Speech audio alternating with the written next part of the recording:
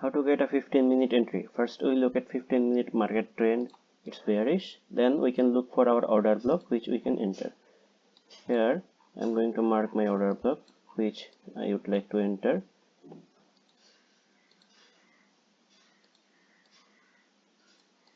Then on this order block, when market comes back to my order block, as I can see that market was breaking structure at this level, market broke structure.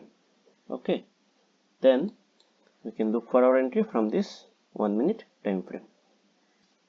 As we can see, market mitigated our order block at this level and started to dropping downwards. This was not a change of character, this was a equal low liquidity. Okay, then we can look for breakout structure or change of character. As we can see that this is a change of character, and the move that caused the change of character was from this order block, not this order block, because this created this move, this particular move from this level,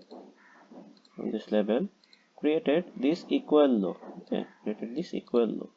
So let me remove these drawings.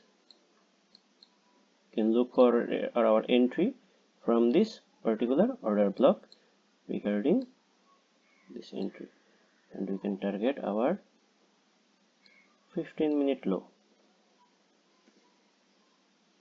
and from this level we can target our 15-minute order block at this level, and it would be a clean 1:26 hour trade. Follow for more.